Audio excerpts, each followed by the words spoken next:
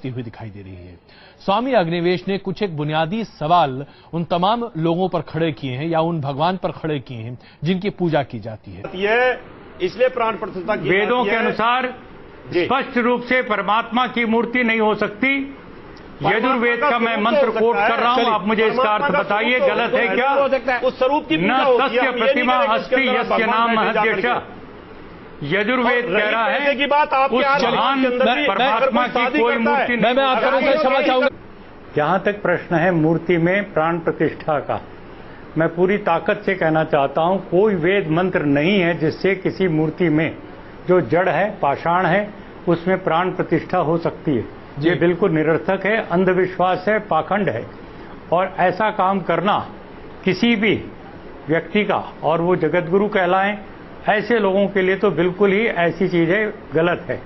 मैं बड़ी विनम्रता से फिर कहना चाहता हूं, यदि प्राण प्रतिष्ठा आप करने का दावा करते हैं तो बताइए वो वेद का कौन सा मंत्र है जिसके उच्चारण से प्राण प्रतिष्ठा होती है? नंबर 1 वेद।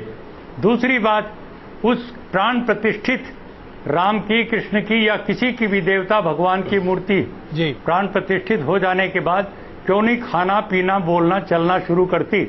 जरा प्राणवान होने का थोड़ा सा तो परिचय दे। वो आपने बता दिया वो प्राणवंत हो गई मूर्ति जी। अब उसके बाद आपने लोगों की भीड़ इकट्ठी की और परमात्मा का अवतार पूजो जी, ये कह करके चढ़ावा इकट्ठा करना शुरू किया।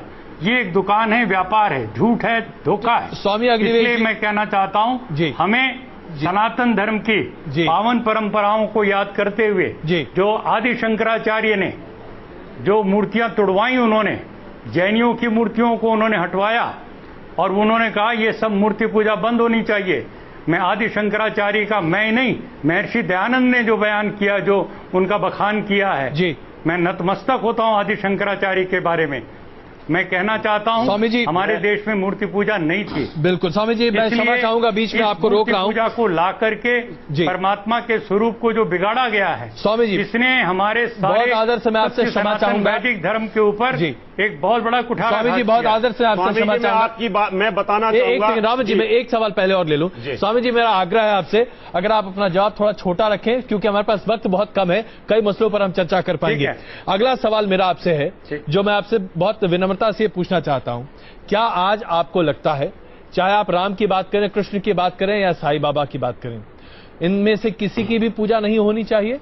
क्या आप ये कहना चाहते हैं कि साईं मंदिरों में आज जो पूजा हो रही है, ये पूजा दरअसल सिर्फ और सिर्फ चढ़ावे की पूजा है? जी, लेकिन ईश्वर की प्रतिमा, परमात्मा की प्रतिमा बता करके वो साईं की मूर्ति की करें तो बहुत ही गंदा, गलत है। और राम और कृष्ण की भी करें तो ये राम और कृष्ण के साथ भी अन्याय है।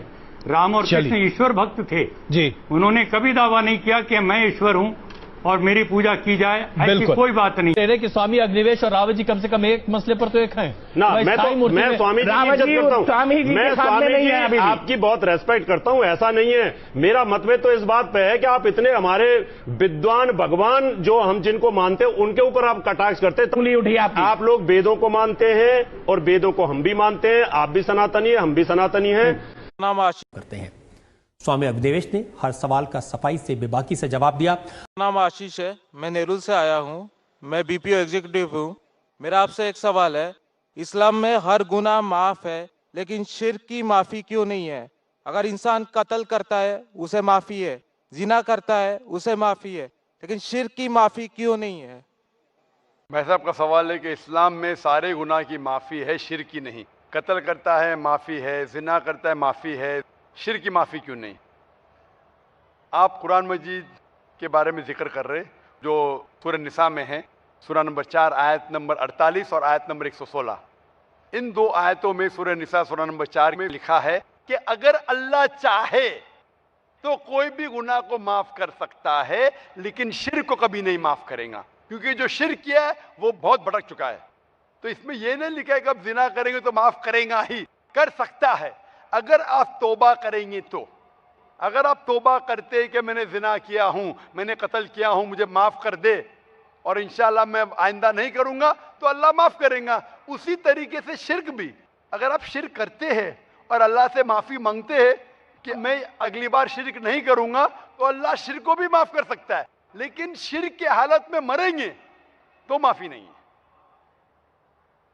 आप मुशरिक जैसा मरेंगे, शिर्क करते हुए मरेंगे तो माफी नहीं। अगर आपने शिर्क किया, लाइक आज आप देख रहे हैं, कल भी परसों भी कितने गैर मुस्लिम बुत परस्ती करते थे, शिर्क करते थे, मूर्ति पूजा करते थे, अभी मुस्लिम बन गए। अल्लाह ताला बेशक माफ करेगा। और जिस दिन आप इस्लाम कबूल किए, आपके पिछले गुनाह सारे माफ, आपका स्लेट क्लीन।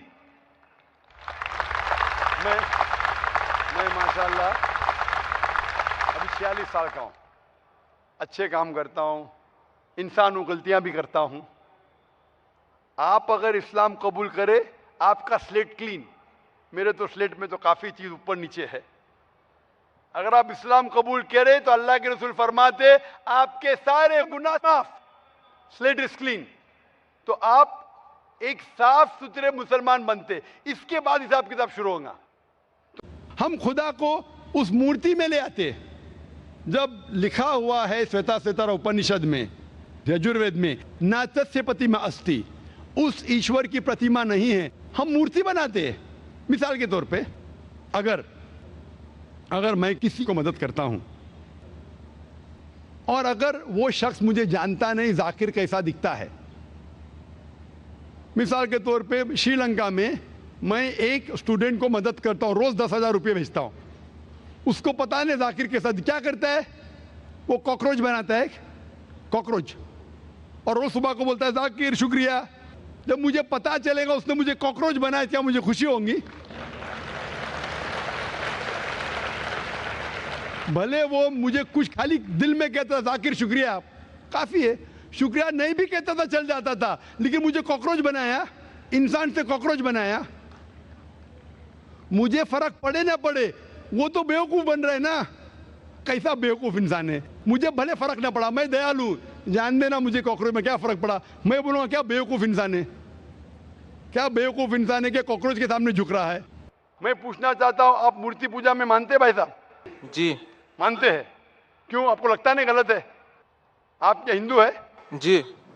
आपके मजहबी किताब में लिखा है, छंदोग्य उपनिषद में, चैप्टर नंबर 6, अध्याय नंबर 2, श्लोक नंबर 1, एकम अद्वितीयम, खुदा एक है, उसके अलावा कोई नहीं है। लिखा है श्वेताश्वेतर उपनिषद में, अध्याय नंबर 6, मंत्र नंबर 9, नाचस्य कस्य जनिता न चदीपा, उस ईश्वर, उस भगवान का कोई रब नहीं, उसके कोई वालदेन नहीं। लिखा है श्वेताश्वेतर उपनिषद में, चैप्टर नंबर 4, मंत्र नंबर 19 में, न तस्य प्रतिमा अस्ति, उस ईश्वर, उस भगवान की कोई प्रतिमा नहीं, कोई अक्ष नहीं, कोई पिक्चर नहीं, कोई पेंटिंग नहीं, कोई फोटोग्राफ नहीं, कोई मूर्ति नहीं, कोई बुत नहीं। लिखा है यजुर्वेद में, चैप्टर नंबर 32, वर्ष नंबर 3 में, मंत्र नंबर 3 में, न तस्य प्रतिमा अस्ति, उस ईश्वर, उस भगवान की कोई प्रतिमा नहीं, कोई अक्ष नहीं, कोई पिक्चर नहीं, कोई पेंटिंग नहीं, कोई फोटोग्राफ नहीं, कोई बुत नहीं, कोई मूर्ति नहीं। तो साफ तौर पे कई जगह आप हिंदू की मजहबी किताब में लिखा है कि मूर्ति पूजा गलत है, तो क्यों आप मूर्ति पूजा करते? भाई साहब जी, इस बारे में मुझे सही तालीम नहीं है, मुझे थोड़ा वक्त चाहिए। मैं इतने हवाले दे रहा हूं कि आपको लगता है कि मैं फेंकते जा रहा हूं, हवाले के हवाले दे रहा हूं, आप नोट कीजिए जी। आप लाइब्रेरी में जाइए, आपको वेद नहीं मिलता है तो हमारी लाइब्रेरी में जाओ, इस्लामिक रिसर्च फाउंडेशन। हमारे इस्लामिक रिसर्च फाउंडेशन में आपको वेद का तर्जुमा मिलेगा, महाभारत का तर्जुमा मिलेगा, भगवत गीता के कम से कम 30 तर्जुमे मिलेंगे, बाइबल मिलेगा, बाइबल का तर्जुमा मिलेगा, कुरान का तर्जुमा मिलेगा, हदीस का तर्जुमा मिलेगा। मैं नहीं जानता हूं कहीं भी हिंदुस्तान में इतने मजहबी किताब का तर्जुमा मौजूद है।